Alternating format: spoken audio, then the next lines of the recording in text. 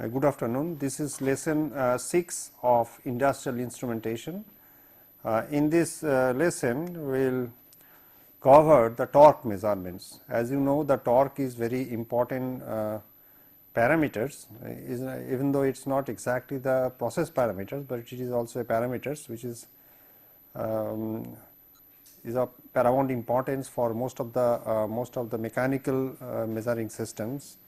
Wherever there is a shaft, rotating shaft, so there is a need to measure the torque. Developed in the shaft, because it is necessary to know that know the optimal force up to which that shaft can withstand. So it is necessary to measure the torque in the system, so torque in the shaft. So for that reason, so we have to measure the torque in the shaft. So there are various techniques of measuring the torque. Now we will discuss in brief two techniques, and we will discuss the details, one of the most modern technique, and signal conditioning circuitry, which are actually used in the in the industry. It contains the torque cell, data transmission by slip ring method. Torque cell means you will cover all the three different cells, and when the question of data transmission comes, it is basically the third type of torque cells which we will discuss, which is based on the strain gauges. So it is concerned with the third type of torque cell or torque measurement techniques. And wireless data transmission, there is one is a slip ring method, then there is a wireless data transmission. This we will discuss in details. At the end of the lesson, the viewer will learn the different torque measurement techniques, details of strain gauge based torque measurement, torque cell data transmission. Now you see the measurements, as told you earlier, measurements of the applied torque is of fundamental importance in a rotating shaft. It will ensure that the design of the rotating element is adequate to prevent failure under shear stress, because you see it is a rotating shaft, so always there will be some shear stress will be developed. So we must know what is the optimum shear stress which the shaft will withstand and before failure. So for that reason, so you have to measure the torque. Now torque measurement is necessary to know the power transmitted by the rotating shaft also. This is another need of the torque measurement. There are three methods of measuring torque, and these are measuring the reaction force in cradle shaft bearing. This is the one of the method, or I should say the Prony brake method. Then we have this is basically cradle shaft bearing, and the second is the Prony brake method. And third is the measuring the strain produced in a rotating shaft due to applied torque. This is basically based on the strain gauges. The third one we will discuss in details. This one we will discuss, third one we will discuss in details. Now reaction force in shaft bearing, you see the torque transmission through a shaft contains both power source and a power absorber. There must be a power source, it must be some motor through which the power is coming, and it is transmitted to some other, suppose some lathe machines or some other devices. So that is a power absorber. Now the torque is measured by cradling either the power source or the power absorber end of the shaft bearing, and then measuring the reaction force F and the arm length L. Now the torque will be given by F into L. So we must know F, and we have already L is fixed. So we will know the L, measure the L, we will measure F, and this will give you the torque. Now this is, you see, this is our cradle systems. You see here we have absorbers and we have a source and we have a cradle. You see here this length is L. So if we know L and if I know the force F, this is the force F, so I can measure the torque. This is one of the oldest method of measuring the torque, right.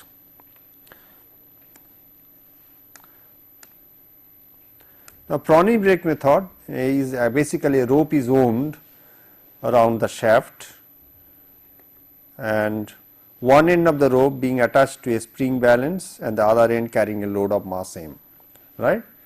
So, it looks like this, you see we have a spring balance here and sorry, we have spring balance, then is a rotating, actually the this should be little thinner. So, it should be the wire is wound like this one, it is wound like this and it is coming like this. So, it is little bigger and mass m is installed in one end and the spring balance is installed in the other ends. This spring balance is graduated, so it is moving on a scale, okay, like this one, as a conventional spring balance system, right. Now, if the measured force in the spring balance if F is B, then the effective force FEF exerted by the rope on the shaft is given by FEF, that means F subscript EFF equal to mg minus FSB, where FSB is the measured force, right. If the radius of the shaft is RSH and that of the rope is RR, R subscript smaller, then the effective radius is R effective equal to R shaft plus RR, radius of the shaft and radius of the rope. So, if it is there, then I can write the torque in the shaft will be given by T equal to FEFF into REFF, obviously it will be Newton meter, right.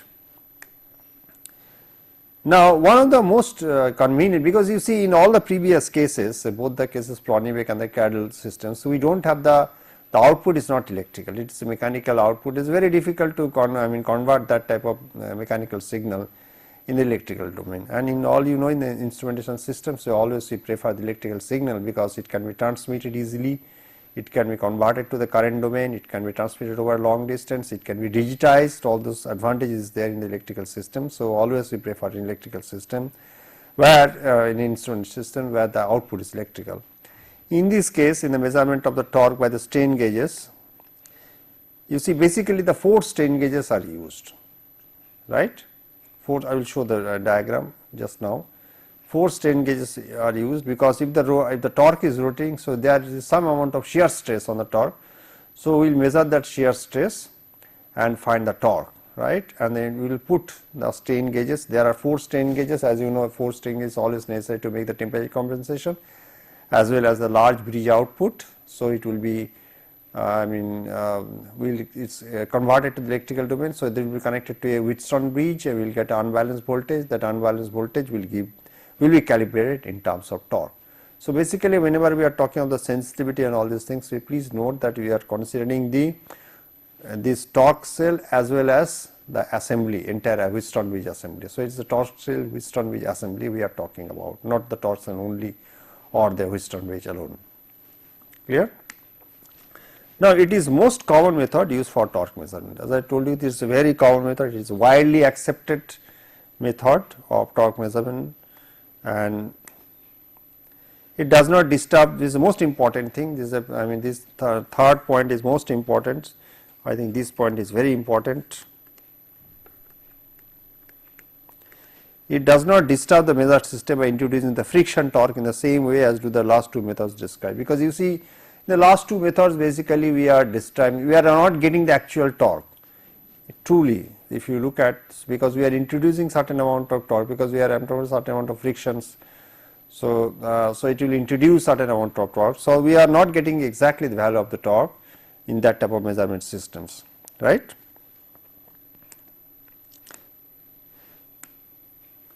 It converts to an electrical signal, it converts the torque to an electrical signal. It is similar to the load cells. We have studied the load cell.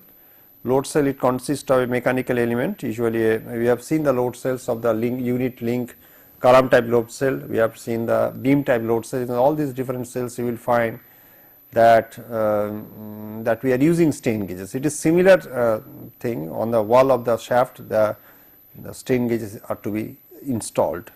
It is similar to the load cell, it consists of a mechanical element, usually a shaft with a circular cross section, and sensors, usually strain gauges. You see, this is our typical strain gauge. This is our typical torque, measurement systems. It is actually a shaft. We have taken a section of the shaft, so this should actually go like this one, a section of the shaft, and the 4 strain gauges are installed on a 45-degree helix, right. Actually, if I say it will look like this, if I take a blank page, you see here, actually this, if I take the shaft like this one, these strain gauges are installed on a 45-degree helix. It will look like this one, right. So, the 4 strain gauges here, these strain gauges you cannot see from this side, okay. That is in the other side of the shaft. So, we cannot see this, that is the reason I have dotted. So, this will give you the 4 strain gauges. Let us look at that. Yes, you see here that this is our, you see that this strain gauges 3 and 4 you cannot see. This is a 45-degree helix, and you see here this is a 45-degree, this is a 45-degree angle, it is coming up, this is 45-degree,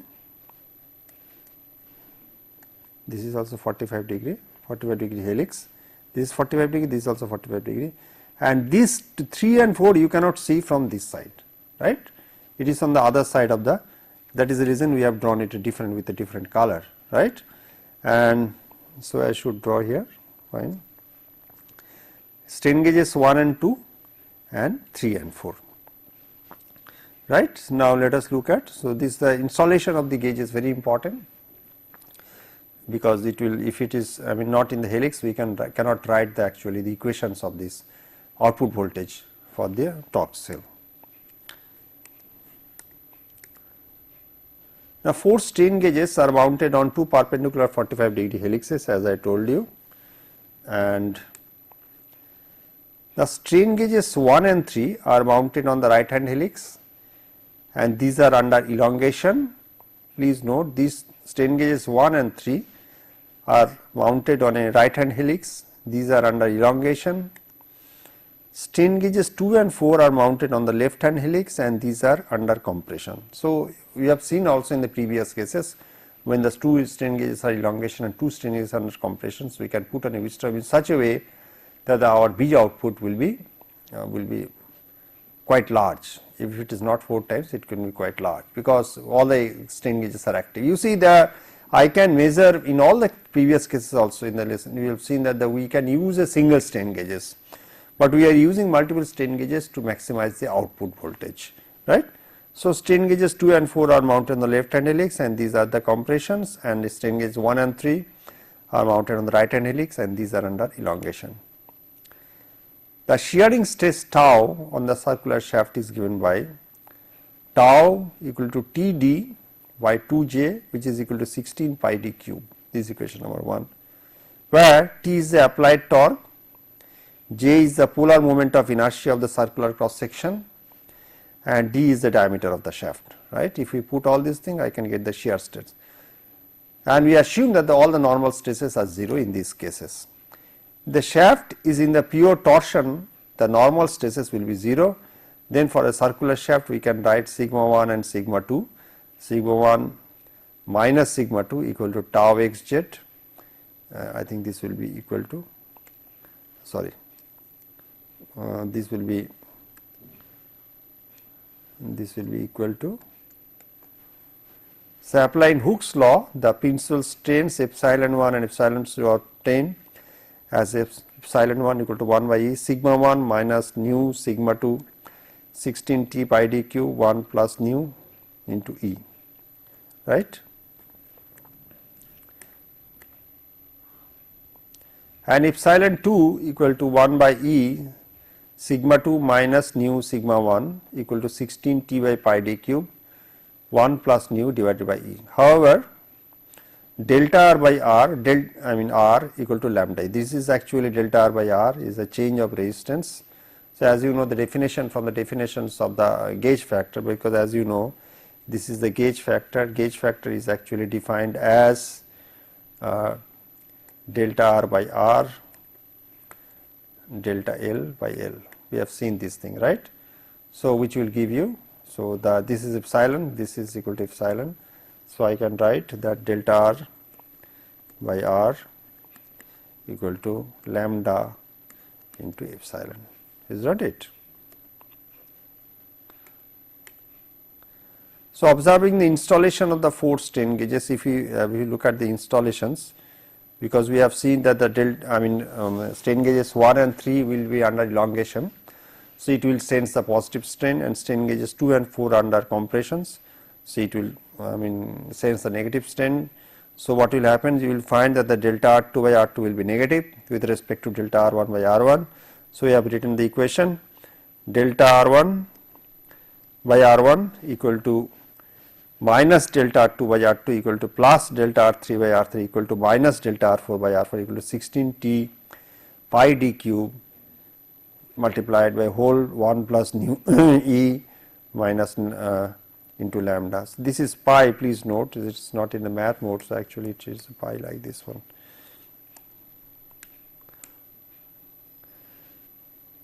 Now, the strain gauges are connected in a Wheatstone bridge as shown in the following figure. So, all the strain gauges is, you see this is the strain gauges we have. You see this is connecting the strain gauges in the Wheatstone bridge is very important. So, that suppose in the very common question in the case of link type load cell, that if we, what will happen if you connect if you interchange between R2 and R3. So, that will give you a problem, because in that case what will happen, you see R1 and R3 both will increase, and if I interchange, I am talking about, if I interchange R2 and R3, what will happen, you see in that case both R1 and R3 will be under elongation, R2 and R2, R4 will be under compression, right. So, the unbalanced voltage will not be there. So, this will create problem. So, for that reasons we have connected like this. Therefore, the unbalanced voltage of the Wheatstone bridge can be expressed as, you see here, E naught equal to 16T by pi d cube into 1 plus nu divided by E lambda into Ex. So, what are the legends? You see the legends are very important. I am sorry.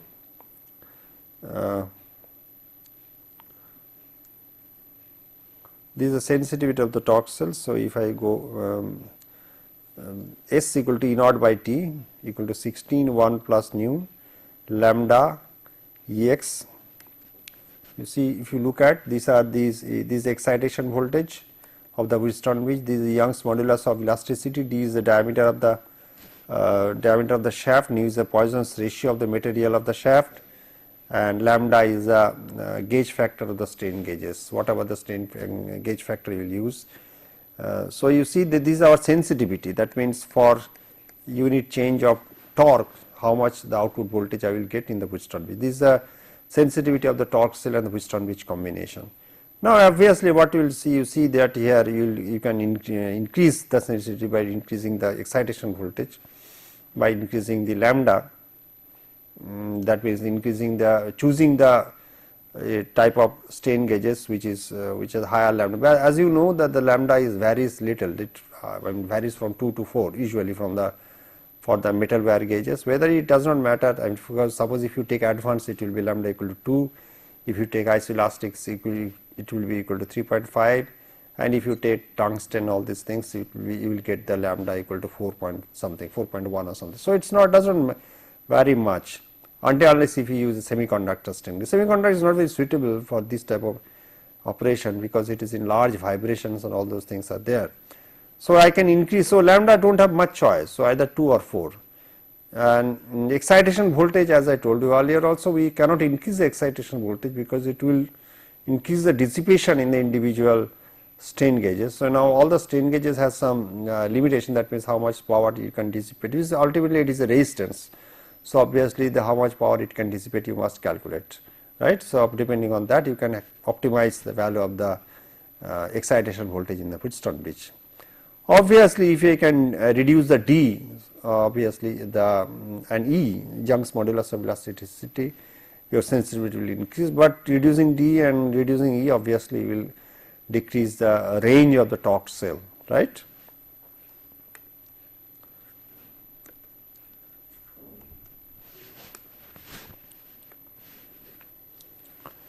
Now see, the sensitivity of the range of the torque cell will be given by pi d cube, this is a T max, the maximum value of the torque, pi d cube by S tau by 16, right. So if you reduce, you see here, if you reduce D, obviously what will happen, that the value of the maximum torque also will be reduced. If you reduce E, at the same time S tau also will reduce, so obviously T max also will reduce. So you have to make a compromise between the sensitivity and the range of the torque cell, right.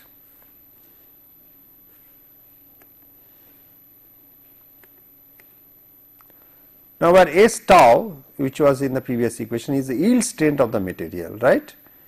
Now voltage ratio at the maximum torque can be given by E naught upon E subscript Ex maximum will be expressed as follows, is E naught by Ex max equal to S tau lambda 1 plus nu upon E, right. S tau is the yield strength, lambda is your gauge factor, 1 plus nu, nu usually varies, it is around 0.3, and E is the Young's modulus of elasticity, right. So it will give you the maximum voltage for a particular value of the excitation. What can be the maximum voltage output for a particular value of the excitation, right. So we will show you one example by which you will know that how much will be there. Suppose for 10 volt power supply, how much will be the value of the E naught, maximum E naught, right. So here also you can see that if I increase the, decrease the E or decrease the S tau, so obviously what will happen, your maximum voltage also will decrease.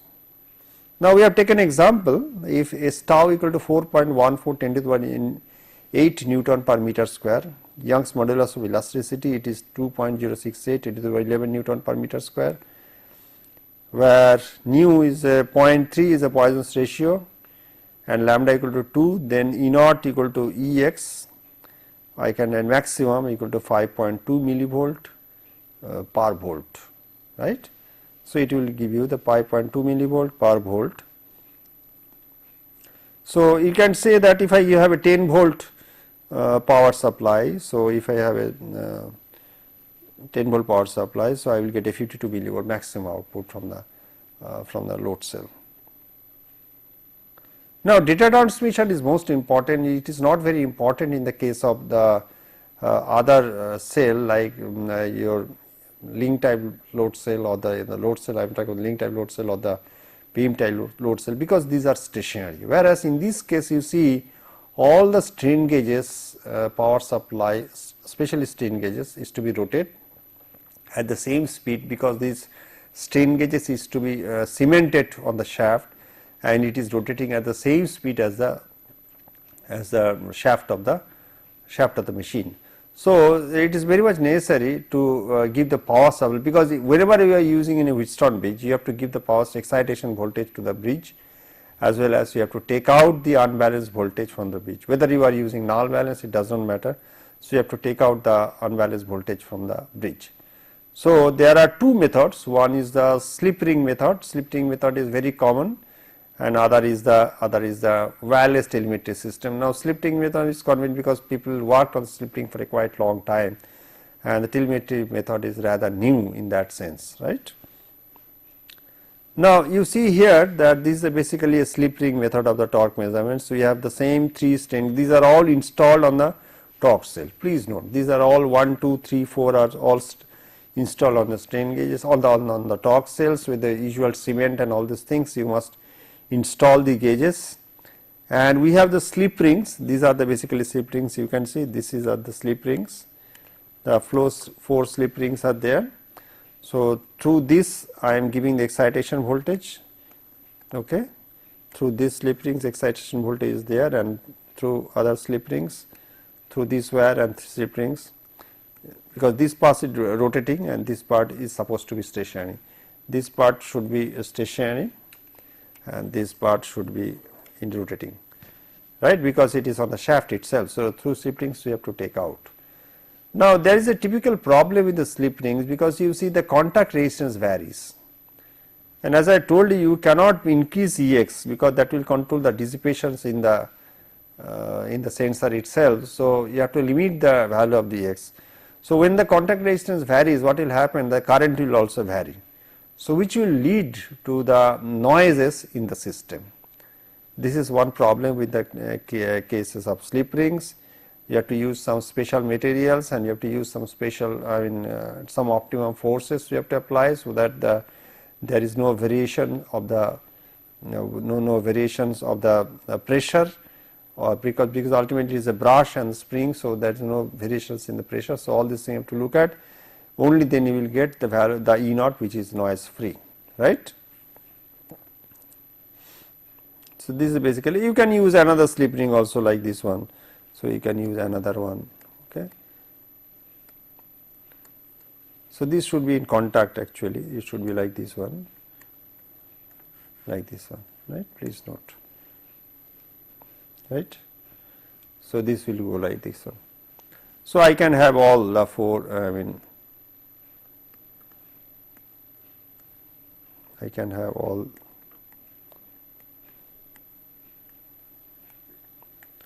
to reduce the current in each ring, right. If the current is large, so we can usually in the DC machine, all these things, we give the power like this. So, same principle is used, same, because we have some technology we know. So, based on that we have developed these type of systems, right. Now, the slip ring assembly contains insulated rings. Now, the details of the slip ring method. The slip ring assembly contains insulated rings mounted on the shaft and the brushes mounted in a case. The case will remain stationary, since high speed bearings are placed between the shaft and the brushes, right. The drawback, as I told you earlier, the contact resistance between the rings and the brushes vary, that the noise will be developed in the excitation of the bridge and the bridge output, because both the, you see, the when you are taking the, sorry, that we are not taking only the bridge output, when your excitation voltage also will contain noise, right, and there will further noise will be added when you are taking out the unbalanced voltage. That noise will be already present in the unbalanced voltage. Noise present means whatever the noise entering the, even though you are giving a supply from battery. So, those slip rings will introduce some noise, which is going to as excitation to the bridge, and when you are taking out the unbalanced voltage from the bridge also, you will get the noise, it will be added rather. Now, special rings made of the copper nickel alloy and the brushes made of silver graphite mixtures are used to reduce the noises, right. So, the different special types of slip rings you have to use, so that the made of silver graphite and mixtures, which is used to reduce the noises. Now, next is coming the telemetry systems, or that systems which is or a wireless telemetry system, because there is no wire to avoid all this. Because you see, the whenever these type of things are there, slip ring is another problem which I have not discussed. It is prone to very wear and tear after long rotation, suppose after rotation for a few days, when the shaft is rotating continuously in a plant. So, what will happen, that there will be wear and tear, all the brushes will be there is a wear and tear in the brushes. So, you cannot avoid that, but instead if I use a telemetry system, so wireless system which is totally contactless, so that type of things will improve the life of the entire measuring systems. So, I will discuss now the telemetry systems. Telemetry obviously means the wireless telemetry. It utilizes a split collar that fits over the shaft, right. There is a split collar which fits over the shaft, and a power supply to bridge, a modulator, a VCO means voltage controlled oscillator, and antenna are placed on the split collar. So, what are the placed is a power supply to the bridge, a modulator, a VCO, and antenna are placed on the split collar. The unbalanced voltage is passed through a PWM pulse width modulator that modulate a constant amplitude 5 kilohertz square wave. You see this is a 5 kilohertz square wave. Okay. Now, what is this actually? You see that unbalanced voltage is coming. Let us look at some of the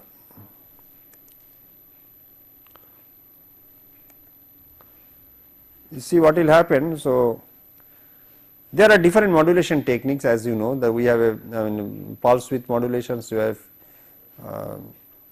binary phase shift modulation. So, this is one of the modulation techniques. Suppose I have the signal here, sorry.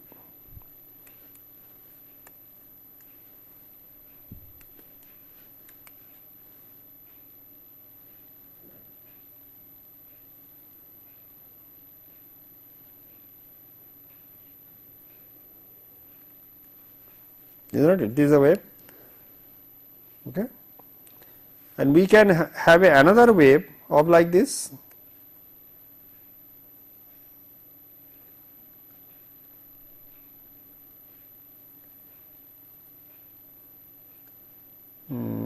Yes, or we can have another wave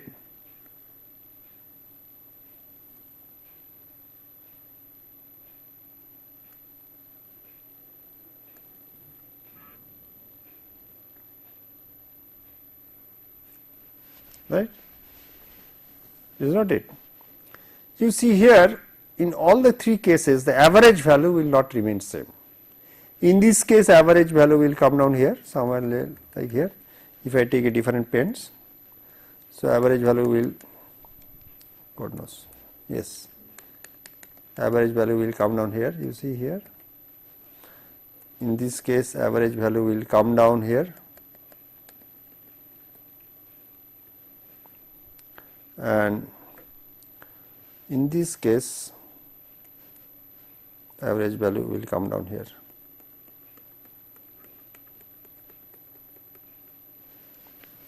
Is not it? I do not know, it might be not very much visible. So, I can take some other pen.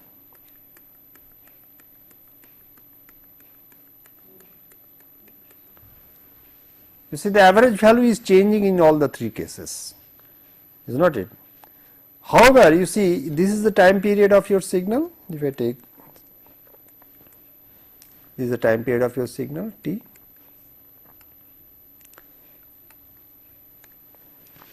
You see the t remains constant, right. So, what is varying then? If you carefully note, in communication systems we call it mark. In a wave this is called mark and this is called space, right. This mark to space ratio is getting changed, right. If mark to space ratio is 1, we call it 50% duty cycle clock, right. If the mark ratio is not 1, so we will tell something else, not the 50% duty cycle. M is mark and this is space, right. Now, here you will see that mark to space ratio is 1.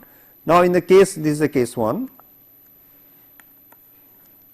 In case 2 we made m by s greater than 1, that is an average is going up, right. And in case 3 you look at very carefully, m by s is less than 1. All the cases you see, I am sorry, this cannot be the your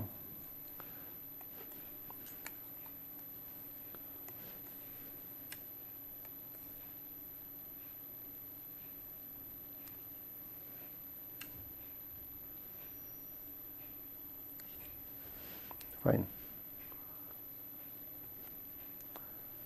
right. So, actually time period will come where it will come down here. Oh sorry, this should go away. How it will go?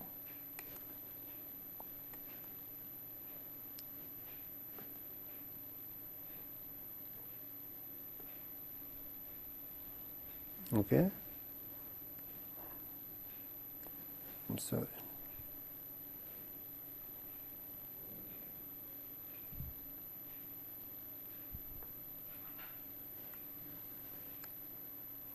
So, it will come like this. Now, see one thing very important, that here I mean you will see there, let me choose the pen again.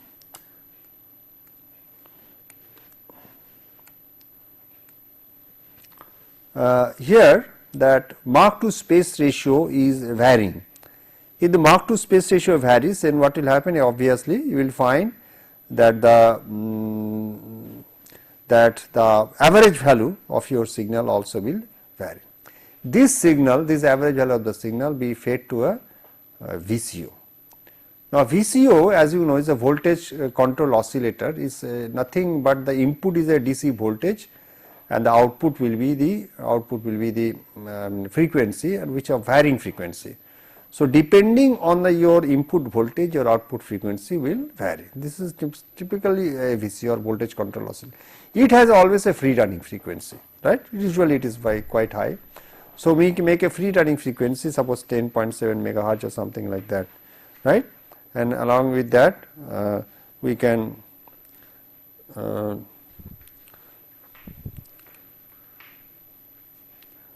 do that thing, right. So, this is actually, so if I choose this one, so it will look like this one, right.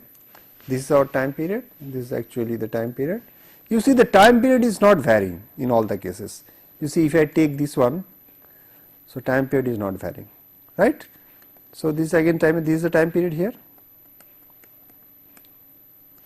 is not it, but the Mach to space ratio is getting it. That is actually the PWM, pulse width modulators. I am modulating the width of the pulse, by which my signal will be, because you see the DC signals which I am getting, that is a very low value. So, we cannot transmit it, I mean a DC signal cannot be transmitted, it is to be converted to AC signal. That is the reason we are making it pulse width modulated. Once we got the pulse width modulations, we now again we give it to the, again we are taking some DC signal here, then we are giving it to the some voltage control oscillator, right. So, it utilizes the split collars which I was discussing, and amplitude unbalanced voltage is passed through as PWM that modulate a constant amplitude 5 kilohertz square wave. So, the basic square wave is a 5 kilo. That means what is that? That means what we are discussing. That means if I take a, so this signal, so this is T, so F equal to 1 by T equal to 5 kilohertz, right. Now, if I go back, now square wave will vary the frequency of 10 megahertz of the VCO, right, because square wave actually we cannot give, we will smoothen it, we will convert it to DC, and then it will convert, like what will happen, you see here that actually if I look at, so we have the unbalanced voltage which is coming from the strain gauge,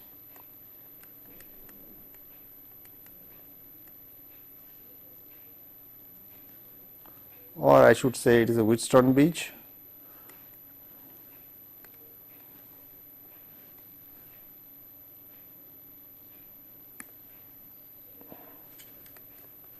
So, it looks like this, that is I have a Wheatstone bridge.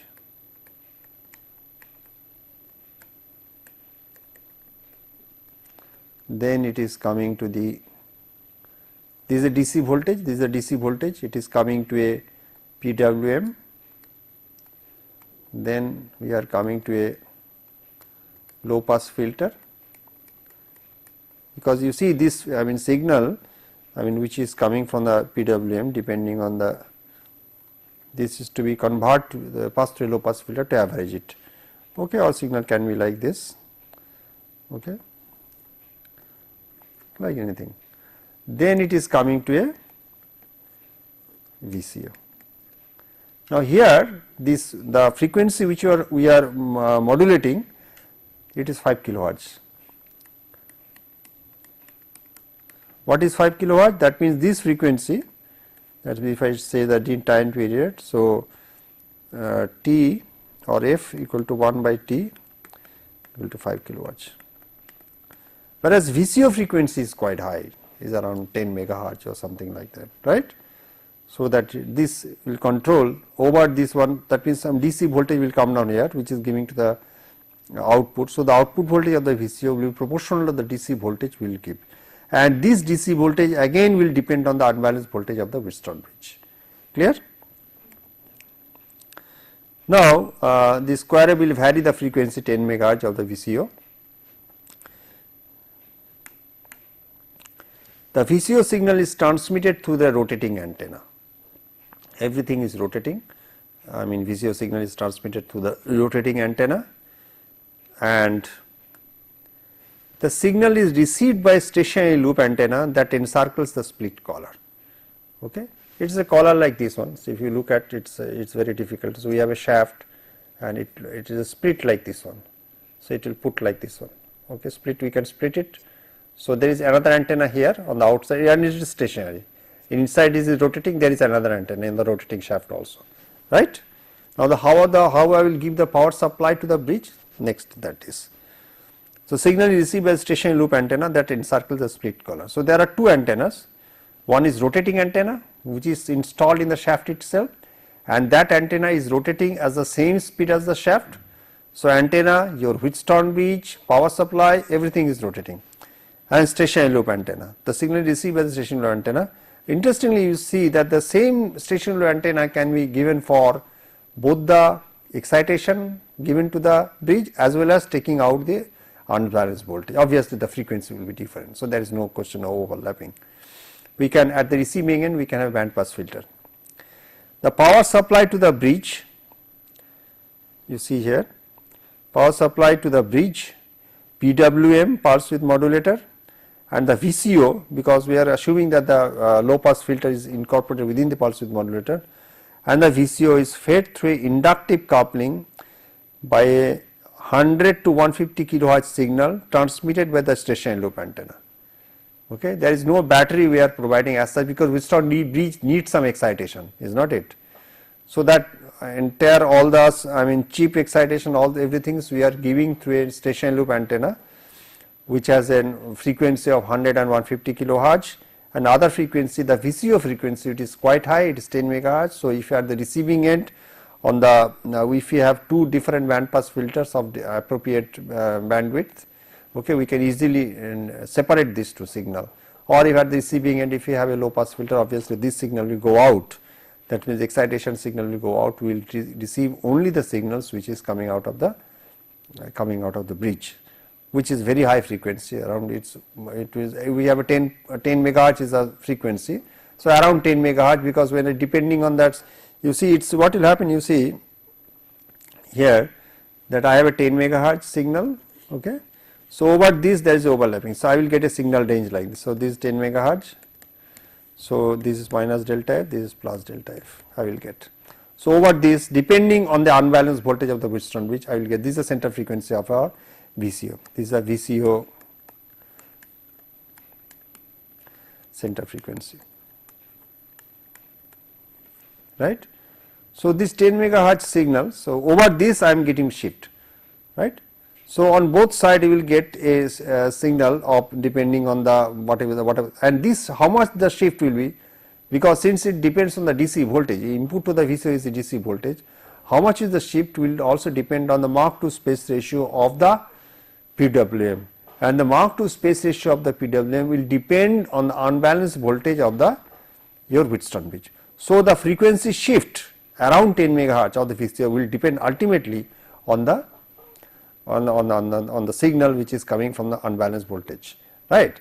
Now, interestingly, you see the usually how much this will, suppose this is 10.5 megahertz, a unbalanced voltage, a frequency of the VCO corresponds to unbalanced voltage.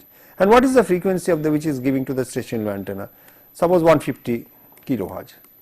So, these two frequencies are totally different. We can easily filter out these analog two frequency, we can filter out by a low pass filter. If I use a high pass filter, obviously, so this frequency will get and this frequency will be chopped out. Clear? Because our information about the unbalanced voltage, because this unbalanced voltage or the shift of the frequency from the VCO center frequency will be calibrated in terms of torque. Please note that. So, this frequency will be calibrated, this is the shift of frequency will be calibrated in terms of torque. Ultimately, if the larger torque, the frequency shift should be large, if the smaller torque, frequency shift will be small, around 10 megahertz, right. So, this frequency change is to be calibrated in terms of the torque, and if I get this signal by a high pass filter, simply if I can reduce the, I can chop off this 150 kilohertz signal, so I will get a 10.5 gigahertz around that thing, fine, no problem. So, I will get that signal, I will calibrate my meter according to the torque, right.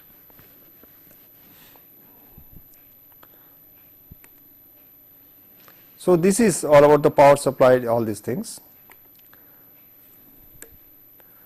And this almost we came to the end of this lesson. Before we are going to the some exercises, I will give you the exercise and I will give you the solution also, but please note I will give the answer but not the solution as such. So, you should compute of yourself, just nothing but plugging in your all the expressions and you will get the answer, there is nothing a great deal, but to know that what is the typical range and all these things, just to glimpse of the flavor of the what is the torque measurements, what is the typical range and all these things. You see here, let me take a blank page.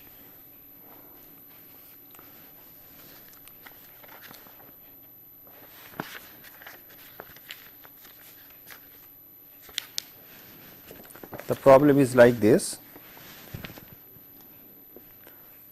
Problem 1.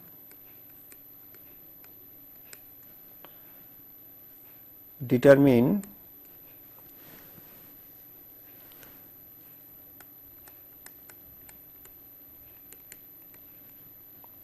the sensitivity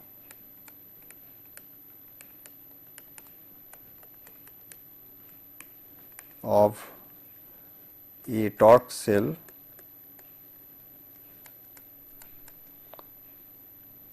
if modulus of elasticity of the link material E, which is the modulus of elasticity of the link material, is 2.0684 into 10 to the power 11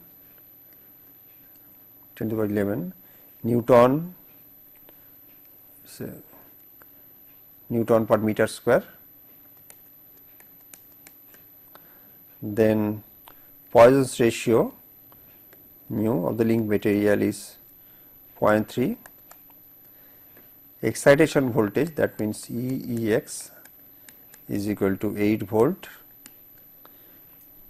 Diameter of the shaft D is equal to 2.54 centimeter, right. The gauge factor of the strain gauge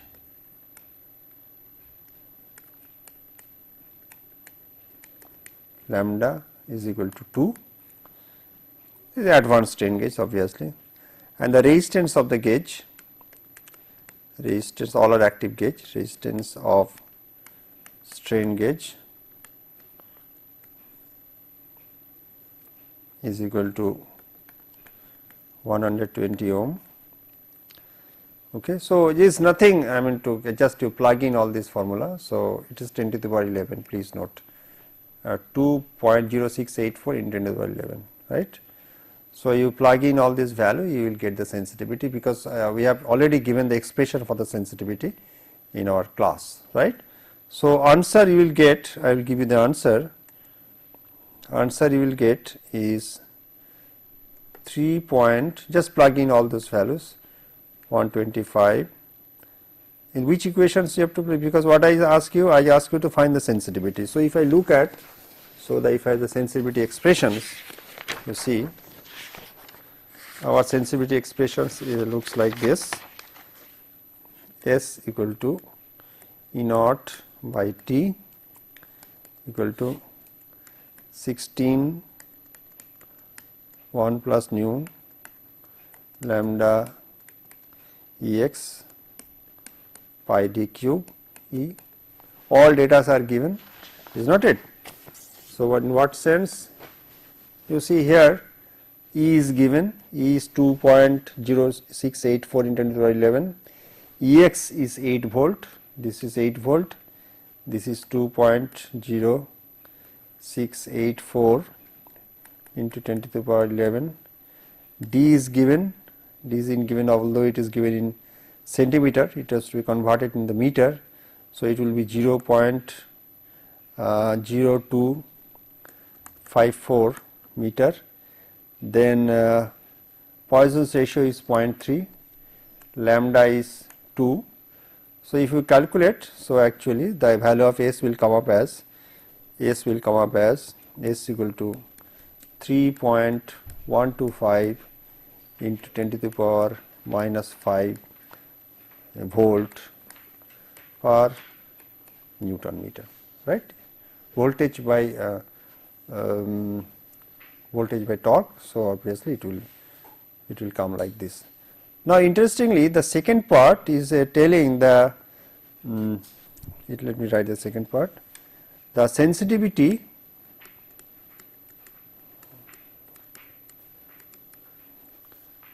of torque cell can be increased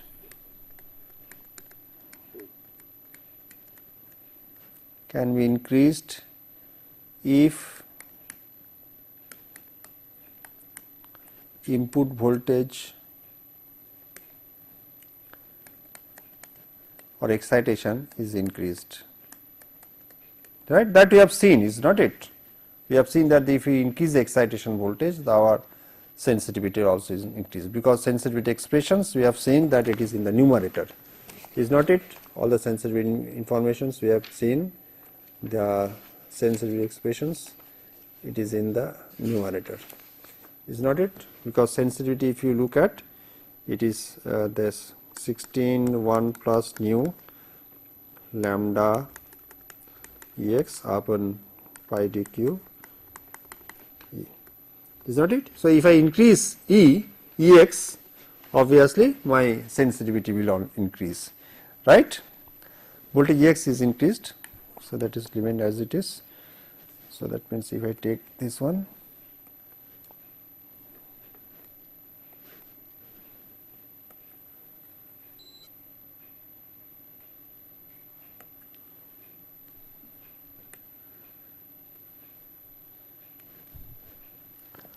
is increased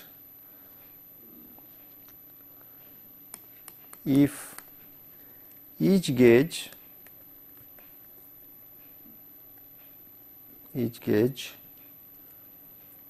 can dissipate, each gauge means each strain gauge is dissipate 0.8 watt of power, determine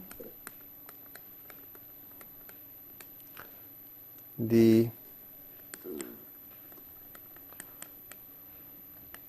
maximum sensitivity that can be achieved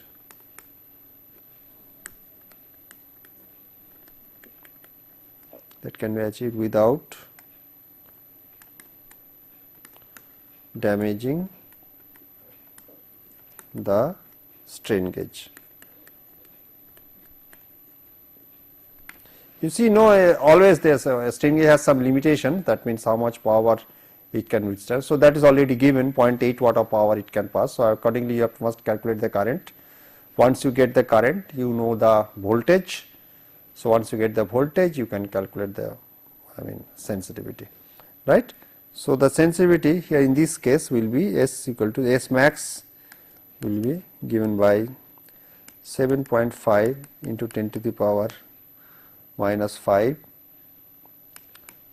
volt per Newton meter, right. So, with this I came to the end of this lesson, that is of torque cell.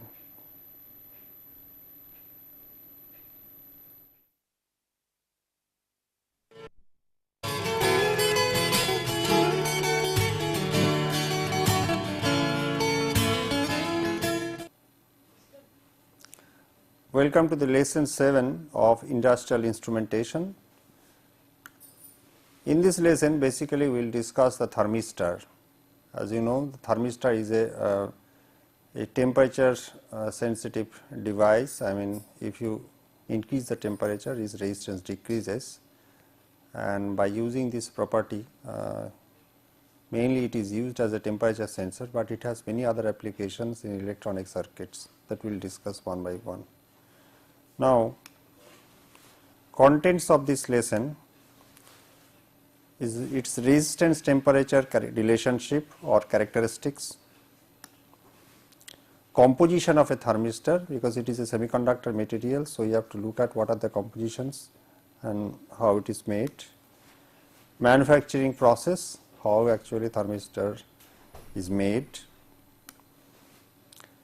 and thermistor in a Wheatstone bridge. This is very important. We will show that Wheatstone bridge is used to take an unbalanced voltage which is calibrated in terms of temperature, and its linearity of operations. We will also see the thermistors in a potentiometer circuit. Either you can use it in a Wheatstone bridge or in a potentiometer circuit. We will see both, we will analyze both, and what is the linearity of operation. Thermistor is a very non-linear sensor, so we will look at all these things. A thermistor also can be used in a potentiometer circuit, right. You see there are various potentiometer circuit used in the potentiometer circuit as follows. You see this is one of the thermistors which is used in a potentiometer circuit, right. You see here that this should be the sign. So, this is the thermistor RT and R1. In this case, if RT equal to R1, so RT dash will be equal to RT, that means change resistance, where RT dash, as I told you earlier, equal to RT plus delta RT. RT dash equal to RT 1 minus 2 E naught by Ex, excitation, upon 1 plus 2 E naught by Ex. Now, interestingly, one common question arises, what will happen if I flip it? That means, if I put RT here and R1 here, that means the circuit, if the circuit looks like this, then what will happen? This ends the lesson 7 of industrial instrumentation.